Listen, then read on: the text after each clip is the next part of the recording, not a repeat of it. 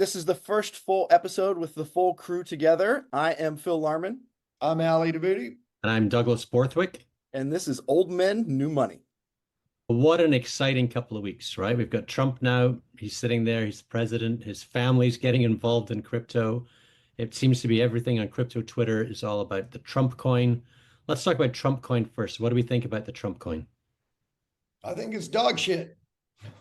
Just a completely useless coin that's going to make it very easy for all the detractors of crypto to say that this is just about Trump enriching himself. I wish he could have championed something much, much more serious. Yeah, I couldn't agree with you more. I think the timing was in bad taste, and I just don't understand the thought process behind it, especially with everyone and their mom that's anti-Trump wanting to point the finger of why he's running for president and all this. It just didn't make sense, but Take another tack. Yeah, it's a crap coin, but so are pretty much the other million coins that are out there other than Bitcoin. So in that respect, okay. In terms of the timing, I thought was perfect. Obviously, that was right before Gensler resigned. And it's the sheriff saying there's a new sheriff in town and the rules have changed. You go out there and do what you want. After he put out the Trump coin and the Melania coin, now every influencer in the world is thinking maybe I should put out a meme coin too that has zero, absolutely zero utility, but it gives their fans something to play around with. And if they want to play around with them like a Beanie Baby, okay, good luck to you. People buy NFTs that are put out by a basketball player. People buy anything, and you can't tell the market not to buy something if they want to buy it. There's no security aspect to this. There's absolutely nothing essentially that tells you this is what it's going to be for, and you're going to make money with this. So people are buying it just on the back of the popularity of a name. And you know what? That means the rules have changed.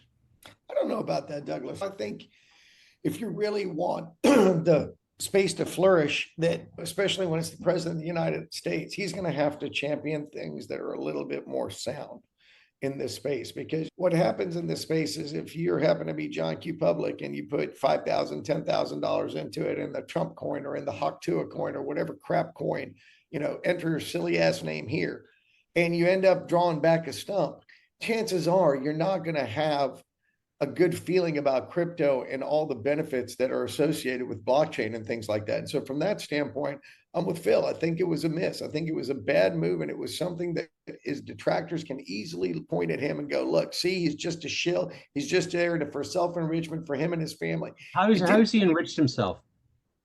He owns 75% of it. It's 80%. And when is that 80%? He can't sell it right now. It's got to be held for 2 years before he sells it. So you can have all this movement back and forth, but everyone knows that 80% of the supply is going to be hitting the market in 2 years' time. So in 2 years' time, the thing could be worth zero. Yeah, what's the point of spending any time on it? There is no point. That's what we're saying. There's no point. I don't think that it's there for enrichment. I think that it's there to really say there's a new sheriff in town. And now you can play around and you can do things with blockchain that you couldn't before when Gensler was sitting there in the SEC. There is a chance for ingestion, but look, if you're holding a token in 2 years' time, knowing that 80% of the supply is about to hit the market, which means the price is going to go one way, why on earth would you still be holding it? Yeah, and why? But the average investor doesn't understand. Like they're just saying his name's on it. They threw some money in it. The average person that doesn't understand the market. This is not a security. I understand, but they bought. There is certainly a disclaimer in that it says, unlike a lot of token projects, this actually has the lockup period and it's public. So it's very public that he owns a large percentage of it and he's going to be able to dump it in 2 years' time. Most token projects don't have that. The rug pulls are the ones that they say, oh, we're going to lock this up, and then they go out there and they sell it as soon as it goes 100 times up. But this thing is pretty much out there. It does nothing. It has no utility. 80% is going to unlock in 2 years' time. Now, if someone buys that and isn't aware of that, isn't the issuer's problem. When people were buying Beanie Babies, did the company that make Beanie Babies sit there and worry about, oh my goodness, people are buying this as a collectible? I should be worried about the price moving. No. That guy wasn't the president of the United States, Douglas. He wasn't president of the United States. He was just a schmuck trying to make some money, which I get. And you know what? If Donald Trump was doing this and he wasn't president of the United States, again, I would agree with you. But I think you have to hold yourself to a higher standard once you become president of the United States because of that office and what that means. And so as such, even if he hasn't said that there's no functionality for it, like he had the trading cards, he's had the sneakers, he's had all sorts of like different things for people to play with. But when you issue a token, I think in this day and age, especially with those that are not sophisticated, their assumption is if they can buy a token, that it's got a chance to go up. And I don't know that anybody's looking at that and thinking that they're buying this as a novelty or as an NFT type of token. I think a lot of people Do you think people are buying it saying, if I own 1 million of these, I'll get access to the president? Absolutely. I have so many smart people that were calling me up and asking me how much they should pile into the money. And I just thought to myself, holy shit, how can you have made the money that you've made in your life and think that this is a good thing to buy? Now, obviously, if that happened, I would be against it. And I think this is horrible. But in terms of, look, if there's someone out there, caveat emptor, buyer beware. But if it's then used as a tool such that you can say, I own 1 million, look, it's in my wallet. I'd like to meet the president and have a talk with him. Then you're like buying time, and that's not good. Yeah, I mean, not at all. Especially because if you have to buy that million, you're essentially saying, I'll take some of the bags you're going to sell if I can have an audience. Last time I checked, that's no different than how the politics of usual have always worked. And for me, I'm looking for blockchain and Bitcoin to take us to the age of the individual. I am tired of even having a representative democracy because all these people are captured by special interests. But much rather, you want to talk about a good use of blockchain? How about all of us voting with blockchain? If you want to bribe us, you don't bribe 100 senators and the representatives. Come bribe 330 million Americans. I'd much rather do something like that. But I do think that our elected leaders owe us a greater duty of care when it comes to pitching financial products. I don't think a single damn member of Congress should be allowed to trade, not while they're in office. Well, I think we all agree in that. And that's Right. why I think that the optics of it for me was just a miss, right? Yeah. Because if we're talking about Pelosi's, her and her husband's increase of of wealth over the years, they're talking about Newsom's increase where he's buying this $9 million house and he's made $224,000 a year as his salary. For me, it's just strictly optics. It's not that he doesn't have the You right don't to think do these it. politicians are just smart and lucky? Hillary Clinton was very good at commodities trading.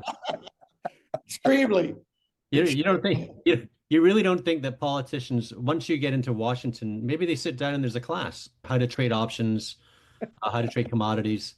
And maybe this is part of the 101 that they go through in their first week, and we're just not aware of it. Yeah. They turn out samurais in options trading. That's right. That's right. I guess there are folks you can follow now on Twitter that every single trade that they do, you can mirror. Yeah. They have it. They actually have it automated. I think there's an ETF now. They have a Pelosi tracker. There's a Pelosi tracker. That's easy. Yeah, that's a good thing. You can actually see how she's trading and you can go along with it. I'd say one of the things when it comes down to the Trump coin is that, and with all of these different Trump things that are on the blockchain, is the transparency. Some people will do things and you won't be able to have the transparency of what they're doing. For example, you're seeing one of the Trump units right now buying a lot of Ethereum. They also bought wrapped Bitcoin as well. I think they bought Solana. And you can see this on the blockchain in lifetime. And that, I think, that level of transparency is good. Now, it's not good if it's affecting US policy, but it's certainly good. One thing I am enthused about is the fact that we do have a blockchain-friendly administration. And it's not just Trump. Right. Pete Hegseth, also a big supporter of Bitcoin. You've got Besant, big supporter of Bitcoin. I think RFK, big supporter of Bitcoin. I think you pretty much have a cabinet where every single person has talked about Bitcoin in a positive way. And we haven't had that before. And also you see the power of crypto when it comes down to lobbying now. And we saw that in the election, obviously, and now it's having a great effect too. If you vote against something, you're going to have the crypto community vote against you. Now, this is the way that every special interest has worked for hundreds of years. So it's nothing new, but crypto finally has a community that is willing to vote in or vote out their choices based upon what they want. Yeah, I don't disagree with you. I do think it's a good day for crypto. The problem is, I think that what we're doing is we're getting captured just like the others did. So we're not really changing the system. We're joining the system. Now we're going to have to bribe the same people too, or we're going to have to go either throw you out or make donations to you. And to me, it's good to see the positivity of it, but I don't really see a change in the system. I see it pretty much continuing the same as before. Now, did either of you buy Doge when Elon started up the Department of Government Efficiency? Do you think people are buying Doge on the back of that? I think some did, but I didn't. I think for sure, I think they probably just for name association thought, oh, this is big. I think those would be the same people that were eating the horse paste ivermectin as opposed to like the tablets. All right. And what do you think about XRP Ripple, right? Brad spent a lot of time in Washington pushing for XRP to be part of the strategic crypto reserve. There's a huge discussion right now in crypto Twitter where they're just turning around and saying that's ridiculous. Ripple essentially prints XRP. No one had to mine for it. No one had to work for it. No one had to buy it when it comes out of their treasury. So that seems rather self-interested right now as well. They issue 100 million new XRP a month, if I'm not mistaken, to finance their operations. So it's not decentralized. It's almost like they're just issuing stock to continue funding their company. And there's no finite number. When people think that it's going to be a good store of value or if it's going to replace Swift for money transfers, okay, I don't disagree with you on that, but like, how is that going to increase the value of your token when they are able to print them indefinitely? Yeah. I think that's key is that people buy XRP thinking that the more Ripple has its products being used in the market, that'll transfer into XRP going higher. And yet, because the supply essentially is coming out of thin air, that's probably not the right decision. And I've said a lot about XRP. We've got a video on this channel that I did in 2018 at Delmonico's with Modern Wall Street, where I talked about back then, Ripple was the industry's darling. So if you were a large financial institution, a large bank, or you were in the government, you were very aware of what Ripple was doing with XRP, and they made great inroads. And then obviously the SEC came in and said, no, hold your horses here. You guys issued a security, and things went pretty dead for XRP, for Ripple for a long time. Now, obviously, you've got the lawsuit now finally dropped by the SEC, and they're sitting in the White House. So I think that there's probably a lot of banks that are dusting off the products that they were using on that blockchain. And you could see, I think, a use case for payments. But the nice thing with payments and with dollars is that dollars just get printed all the time. So there's no difference there. What's the difference between dollars and XRP? I don't know. Both seem to be able to be printed out of thin air. Yeah. Money printer go brrr. Which is needed sometimes for payments. It's needed sometimes for inefficient governments. I don't think it's something I'd put in a reserve. It's almost like, why would you put USDC in your reserve? It's not going anywhere. By that matter, I don't think Ethereum is decentralized either. I think there's a reason we have Ethereum Classic. We have Ethereum Classic because Vitalik proved that Ethereum is highly centralized. Ethereum has been making a good point about how they're decentralized, whilst the leaders of Ethereum are arguing with each other about who's the leader. And that sort of shoots itself in the foot in that everyone's saying, no, we really are decentralized, but we're trying to figure out who's in charge. Perhaps no one understand the meaning of the word decentralization. No one's doing that in Bitcoin. No one's saying I'm in charge. No one's saying I am Satoshi, because everyone is Satoshi. And I think that's a significant difference. Now, Bitcoin's been sitting here at $100,000, it seems, for weeks. And yet every single day we get a piece of news. Like today it came out, the Czech central bank's now looking at it and is going to push forward to having it part of a strategic reserve. You've got a lot of US states now, all the legislatures moving it through committee and now moving it onto the floor. And yet still not a lot of movement. You've got more companies around the world that are saying we're going to add this to our reserves, that are issuing notes in order to buy it using the Saylor method. Still no real movement. Who are the big sellers? A lot of folks saying the big sellers are the market makers. They're trying to push it down so that they can buy more for their clients. But it's very surprising. Obviously, today we've got the FOMC, so there's some uncertainty there. But you would expect, given all the momentum, remember, if a senator just said Bitcoin back about 6 months ago, Bitcoin would have gone up 10%. Now everyone's talking about it and Bitcoin settled down. Now, there's really only one reason why you see volatility collapse in an asset class, and that's because you see larger institutions get involved. So when the SNB started getting involved in buying equities, you saw equity volatility collapse around the world. When a central bank's in and they're smoothing movement in FX, volatility collapses. And so you're seeing a slight move back in volatility in Bitcoin, perhaps because it's not just leveraged players anymore, but rather it's getting hoovered up by large institutions very quietly. Now, remember, the Czech central bank has talked about what they're doing publicly, but we all understand quite fully that central banks in the Middle East have been buying for quite some time. They're just not public about it. But I guess to our listeners that maybe don't understand finance, how is it that Saylor keeps on buying, these institutions are buying? Now, again, as you said, the states are looking to have reserves. Why are we not seeing that jump? You're not seeing that jump for some number of reasons. If you look at how much Bitcoin is left on exchanges, it's nearing all-time lows. In other words, exchanges don't have it. So the supply is coming over the OTC market. OTC market means someone calls up a big Bitcoin whale and says, look, we need some Bitcoin. Can you give it to us? And they say, okay, here we go. Now, and then that is essentially it's coming from someone that had it locked up for quite some time, and it's then being sold into the market without it hitting the exchange. And so you get some people maybe taking profit around this 100,000 level. I think that's maybe part of it. Now, the other question people would say was maybe the supply is being replaced by paper Bitcoin, because for a while, IBIT couldn't do in-kind transfers, and they've obviously now just applied for this, where if I own IBIT, that's the ETF associated with Bitcoin, then I could hand it into BlackRock and they would send me Bitcoin in return. It looks like that's going to go through, where essentially that then takes away anyone's questioning about whether BlackRock actually owns the Bitcoin that's behind IBIT. So I think that's pretty exciting. But I think that there's going to be profit taking at different areas. And until the real demand comes in, the demand won't be there. But just because a legislature says we're going to approve this doesn't mean they've started buying.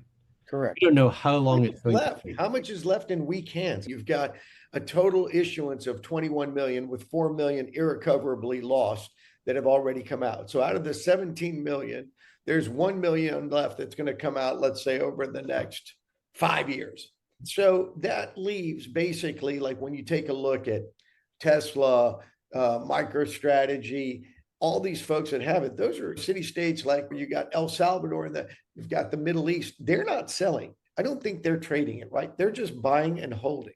So I would argue you probably have about 4 to 5 million of these tokens in what are considered weak hands. Individuals that might have held it for a long time, now they're looking at, hey, we've had it, we've seen it run up and stuff over the years, and maybe they want to take some off the table. But you've only got 450 new Bitcoin being created a day, which is $45 million of world supply being added for a product that is sought worldwide. So I just don't believe that price discovery and what we're seeing is really accurate right now. I think given the fact that there isn't a whole hell of a lot of structure to this market. And like you said, it's not a security. It's not really that regulated. I think there's a lot of funny business going on because I don't know people that are selling their Bitcoins at this price. And I'm trying to figure out where all this volume is coming from at this price. A lot of what we're talking about right now is talk as opposed to action. And I think that's what we're going to see. This is the calm before the storm, where you've got this sort of sitting around the 100,000. But it sounds to me like there's a tsunami about to come in that's just going to start ripping this higher. Obviously, this is where Samson comes in with this $100,000 candle. We're going to see an Omega candle. It's going to happen. The question is it going to be in 3 months' time, 6 months' time, or a year's time? But because of the lack of supply and the lack of weak hands, it's very unlikely that you're going to see Bitcoin make a move up gradually. Rather, it's going to be rather sudden and violent. And then you have the introduction of the weapons of mass destruction. So if you go and take a look at the rise back in 2017, when I think it was a course of 10 trading days, it went from a couple of thousand to over 20. If you take a look at the precipitous drop down to 3,600, it almost mirrors exactly with the introduction of futures contracts. And while it's a finite issuance and product, that you have created so many synthetic contracts on a much higher number of the actual underlying. And I think that's actually how the tools that they're using to manipulate the price is basically the old world synthetics that they have now used to put around this. Because if you look at it, anybody that was buying Bitcoin, you couldn't get whipsawed around like you could in your brokerage account and everything, because nobody was giving you leverage. If you wanted to buy a Satoshi, you had to pay for that Satoshi upfront in cash from your bank into that Coinbase account. There was no leverage.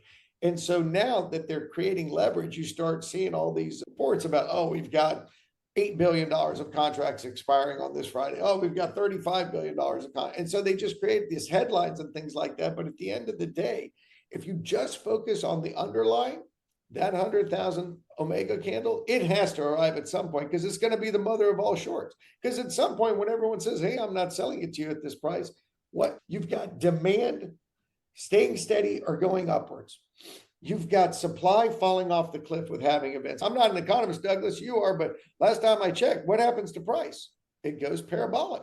It goes up. But if there are games being played, the nice thing is, I think it was Buffett that always said, when the tide goes out, you see who's wearing the shorts. And I think that we're gonna see that, in that when the larger guys start actively going in there. Look, I wouldn't be surprised if Facebook started buying. Zuckerberg's doing absolutely anything he can these days to get in tight with Trump. And they've got a big cash on their balance sheet. I could see them getting involved. So I think we're going to see this absolute tsunami, and this is the time to prepare for the storm, as to abandon all hope, ye who enter. But there's also fear. I think there's a lot of guys that still believe that AI is going to come out and it's going to break Bitcoin. And yet, I don't know how many studies I have to look at or read. Adam Back obviously says some great things about this, and it just, the likelihood is so de minimis.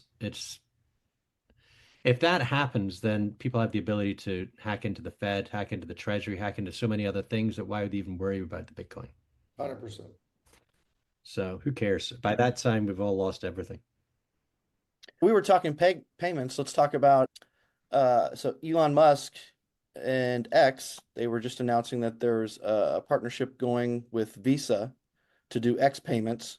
How does that impact? Is that a competitor to XRP? Is it, he's trying to build this super app, they're saying?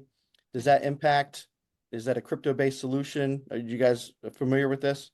I haven't really read into it, but my understanding is right now it's not a blockchain-based solution, but maybe it is. I need to look into this. All right, we'll look into that. And then if he'd said we're going to start using Doge now, we've got MT licenses that now we can do it all across the United States, and you can send money from one to the other using Doge as a payment system, then that's pretty exciting. But doing something with the old world and calling it a payment is less thrilling to me. Well, I think it's the super app, like the Chinese super apps, like the for sure. This is exactly what he's doing. He's building the super app. So I can go into that Chinese app and I can buy stuff, and I can buy things directly without having to get out of the app. Mm-hmm. What he wants with X is to keep you on there, whether it's reading articles, sharing news, watching videos. This is going to become the new TikTok.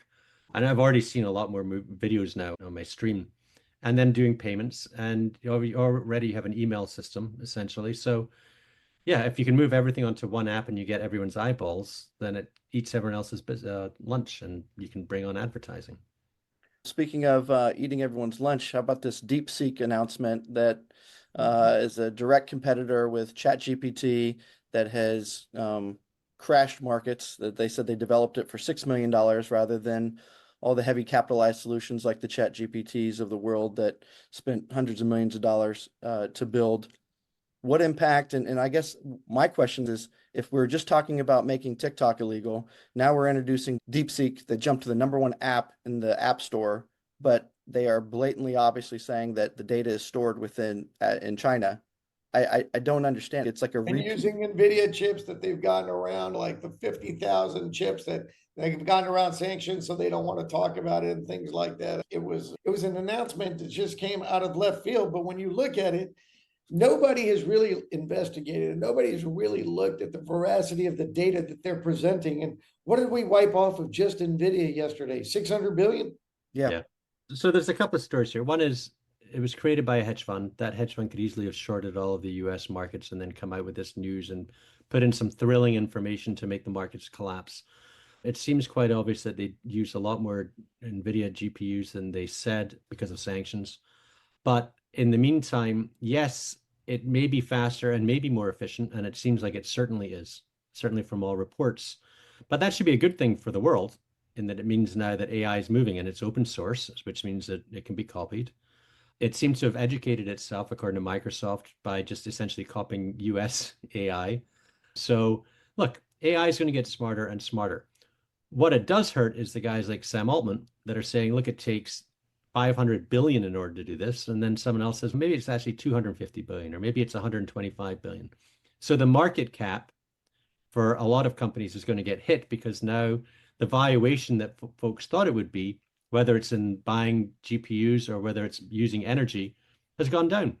If you can do this, if you can do AI 10 times cheaper, then you don't maybe need a nuclear power station. And maybe you don't need as many GPUs as people were talking about, because up until a couple of weeks ago, there was this large worry in the United States that we're going to run out of energy, that we had to build all these nuclear power plants, that Microsoft wanted to buy nuclear power plants. This was like this super excitement. And then these guys come out of China and they say, oh, by the way, we can do it for a lot less. Now, another interesting thing is it's not just the data. Every single keystroke that you're making on this, the app is recording. So all the data you're putting into that and asking it for answers, it's recording. Overnight, just over the last couple of days, I don't know how much information they've taken from US individuals that's moved to China. But my guess is a lot of people have taken a lot of their models, a lot of the things that they were working on, thrown it in there and asked it to optimize it. And sure, it's optimized, but it's also given that model and that IP now directly to China. Yeah. So it's idiocy. It's Well, sort of like, I was surprised why Trump was so calm about it. And update and put all of your data onto this without absolutely knowing what it is. But then again, think about all the apps that we have on our phones right now and how much data we give them when we don't think about it. Yeah. No one ever makes this Navy came out yesterday and said that nobody in the Naval Department's allowed to download it because of security concerns. And my guess is that's going to be a trend that continues. But that was like TikTok was like that too, where there were guys in the Navy that were on the aircraft carriers taking photos of all the planes and doing video and doing dances on the aircraft carriers and all the planes and then sending that out there to the public. But I can imagine that there were probably people at a lot of different hedge funds, well, just a lot of industries that were loading up all of their models onto this platform to test it to see if it's faster than the other ones. And who knows where that data's gone? We do know where it's gone. And have you just lost all of your IP? So I think that it's dangerous in one aspect, in the security aspect, in the IP aspect, but it's very good in terms of AI will become more efficient and there will be more efficient ways, and it may not cost the price tag that everyone was looking at. Yeah. Like I said, I was surprised Trump was so calm about it because he said this could be good for competition. Again, it is good for competition because now instead of course, but especially being someone that's been very much about, and again, I voted for Trump, right? So this is just surprising. And granted, he didn't say that DeepSeek was good for competition. He said that this instance of it happening is good for competition. Okay. But he's not certainly selling guy. So it's such a weirdo too, anyway. What you're going to find out is that it gets banned from the App Store after it's gutted everyone's information for the past week or so. And we won't hear about it again, other than OpenAI and all the other AI guys in the United States will probably turn around and start using similar method in order to calculate. So question, if it gets banned, does that then rebound the markets like OpenAI markets? And the value of this, or does it stay where it dropped to? Because the market cap drop wasn't just, but OpenAI didn't have a market cap drop. I'm sorry, not OpenAI. NVIDIA, the GPUs that were being used by the Chinese company weren't their most efficient ones. There were less efficient ones. And so China had to find more efficient ways with lower quality GPUs, which is how they came up with the process that they have. And so I think what you find is NVIDIA realizes that maybe it was over its skis in terms of its valuation because now things have changed. If you can make something more efficient and people have to buy less GPUs, if my aunt had the price is going to go down. Uncle, we don't know if they have done that. We just know what they claim to have done. Like last time I checked, I'm sorry, but whether it's a Chinese hedge fund or whether it's Luckin Coffee or whether it's one of the umpteen number of scams that that China has pulled on U.S. investors, we don't know that yet. And when you have very little analysis done and all of that market cap coming off, to me, those are a lot of reasons to play misty with the market. And I think the jury's still out, Douglas. This is an example of having a small door and a lot of people in one place. During the elections, everyone was watching Polymarket and saying, look, this is how much the election is going up and down based upon what's happening on this thing. And maybe there was 500 people that were trading on that platform, but it was moving up and down markets in the United States. During the European crisis, you had everyone looking at Greek CDS, credit default swaps, on the top corner of Bloomberg television, and it would maybe tick up, and people would say, "Oh my goodness, Greece is going to collapse, the euro is going to collapse," and your euro would drop by 2 or 3%. Meanwhile, only 4 people were actually trading that CDS swap in the United States. If you can have something, have blockbuster news about it, knowing that everyone's positioned in one way, then you can spend a very little amount of money in order to make a heck of a lot of money. And I think that the markets sometimes just get ahead of their skis. Now, this product was out there about a week ago. It didn't just come out Sunday night. Rather, it started getting reported Sunday night, but folks on Bloomberg were talking about this on Twitter for the last week, for the week before everything started happening in the market.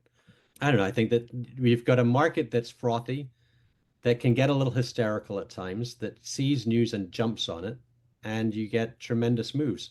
I don't think it should do anything to Bitcoin, but Bitcoin on Sunday night was seen as being the macro way to trade because nothing else was open.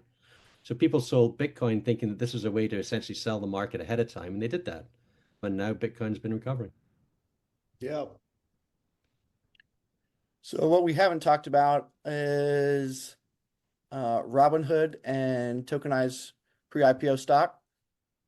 So I think that one interesting thing that came over the tapes today, obviously, is tokenized pre-IPO equity. So if you want to trade something like OpenAI today, you can't. There's lots of people that own stock options or own stock in it around the United States, but you, Joe, investor, can't invest in it. Now, I have a company, Dibs Capital, that's actually tokenizing these types of private equity plays and pre-IPO stock. And we create it into a token, and then that token is then put into a public available product like an ETF that then can trade the underlying. So it's a private company still, but you can buy it in the public markets. Robinhood today came out and said, look, we'd like to be able to offer pre-IPO stock or private equity to our clients, and we can do that through tokenization. You can do it right through tokenization because you can fractionalize the investment. You can keep the investment after you verify the ownership and the rights that it has, fractionalize it in a token, and then have that token related to something in the public markets, a public vehicle like an ETF. Or they could be trying to do it through a private vehicle where you could actually, but then only accredited investors be able to buy it because it's probably under Reg D, or foreigners outside the United States. So my guess is that what they're trying to do is do an ETF that's invested in pre-IPO stock. And we saw an ETF come out about a week and a half ago that had SpaceX in it, and the market went wild. And the ETF was coming out from a no-name issuer, but because he had SpaceX, everyone was very excited about it. So there is trapped liquidity out there in the world of options that have been held by employees, and these employees are holding on to fortunes. And instead of holding on to a fortune and having no liquidity, they've said, you know what, I'll sell this to someone else. Maybe. How is that different from second market? No, it's probably not. But second market, I think, is more about private markets rather than stock options. No. Oh, but OpenAI is still privately held. So it's stock options in a privately held company. That's right. But it's not offered right now in these other markets. So tokenization allows you to fractionalize, so you can just buy 3 cents worth as opposed to $25,000 worth. Making an ETF makes it accessible to the world.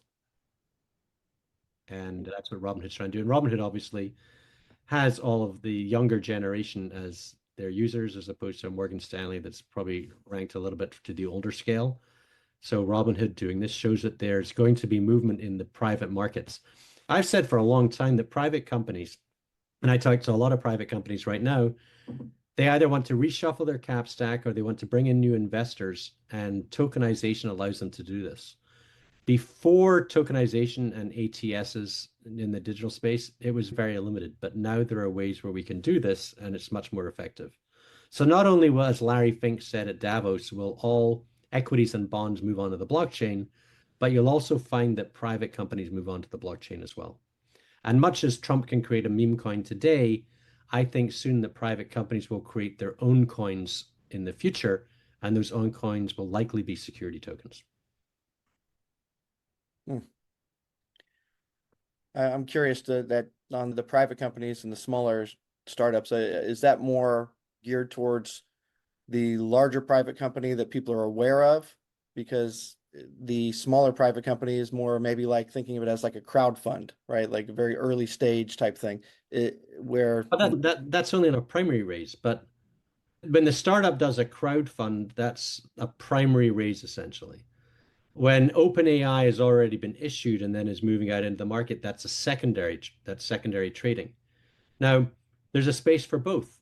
You can give liquidity to your stock without raising money, without doing a crowd fund.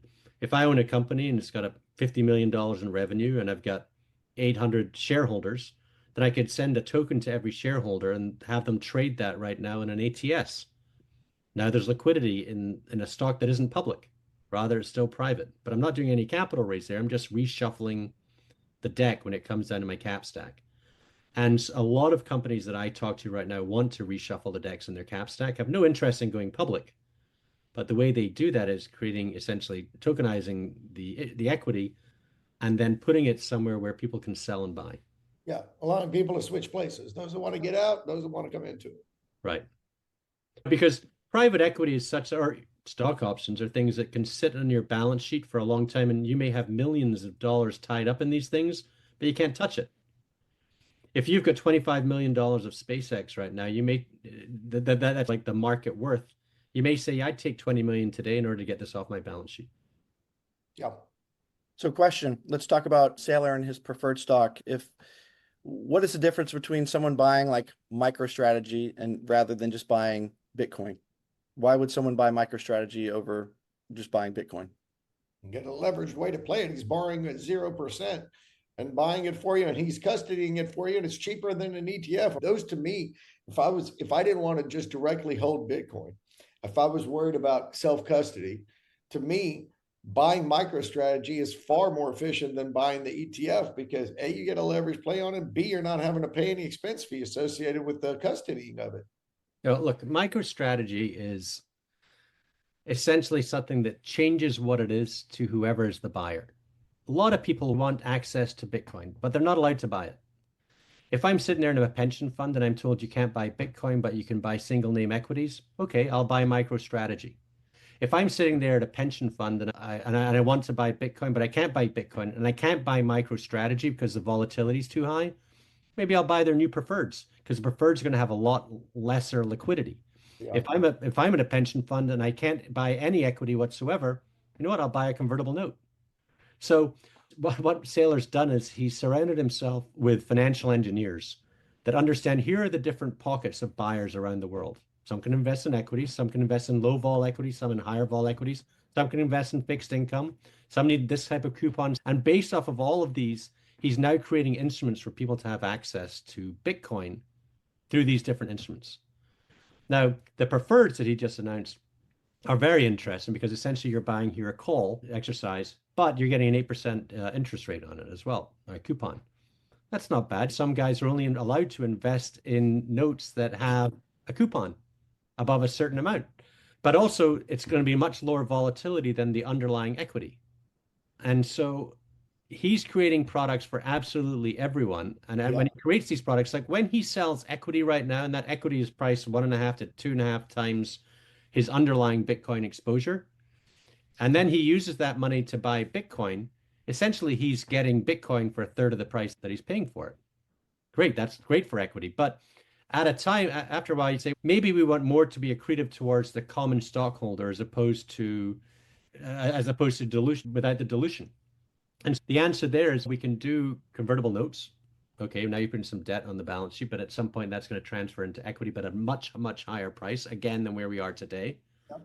And the shareholder wants to get as much Bitcoin as possible on the balance sheet without being diluted. And so you've got to find all of these ingenious ways in order to do that. And if you can borrow at 0% to buy Bitcoin, you'd be borrowing it all day long. And if you can buy Bitcoin for equity that's priced 2 or 3 times over what the underlying is, you'll sell equity all day long too. Yep. In order to buy that underlying. When you have that vision that Bitcoin is going to the moon, you want to buy as much Bitcoin as possible in as fast a time as possible. And you want to reach every single pocket of buyers. Because when people think the pension funds are going to start buying, okay, maybe they will, but they have to buy it in a vehicle that makes sense to what they're allowed to invest in. When people say that the central bank's going to invest, again, it's got to come in a vehicle or a packaging that they're allowed to invest in. And so Bitcoin will be purchased by many people. It's just going to be in lots of different packages. So basically, he just reverse engineered how to do business with these different folks that have exorbitant amount of money and packaged it with a nice bow on how within their guidelines that they can buy these equities. He says it himself. He goes on CNBC almost every day and says, look, we sold this many shares. We bought this much Bitcoin. We added $1 billion to our shareholders in terms of accretive value. If you can do that all day long, you do it all day long. Got it. I know Trump was going in pretty good on the banks, on lending, and them wanting to be able to service different folks within. Are you going to get active in BTC or not? Are you going to start lending to entrepreneurs that are conservative or not? He was very adamant about that and open. How does our traditional banks getting in and holding BTC and acting as a custodian, how does that impact the market? Look, the SEC had enacted SAB 121. SAB 21 now has been taken out. That's SAB 121. What that said is that essentially banks can't hold Bitcoin on their balance sheet. Now, if I want to buy a house and I go to Chase, Chase says, how much money do you have in your account? And how much do you have in equities? Okay, we'll lend you this much for your house. So I can borrow against my equities and I can borrow against my cash.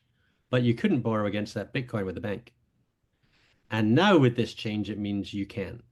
And I was Bank of America's CEO was in Davos and sitting there, he says, look, we'd love to get involved in this space, but it's not legal yet. Now it is. And so you're going to see Bank of America and Chase and all these other banks start calling you up and saying, hey, why don't you custody your Bitcoin with us and we'll be able to lend against it? Wealthy folks don't take a loan and don't use credit cards. What they do is they have a large equity portfolio and you get a loan against your equity portfolio without having to sell your equities. And you'll be able to do the same thing with Bitcoin without having to sell your Bitcoin. And so this really opens up a lot. It also means that banks will start accumulating Bitcoin for their own balance sheets, which is good. And it won't be shown against them in terms of the accounting, which is good.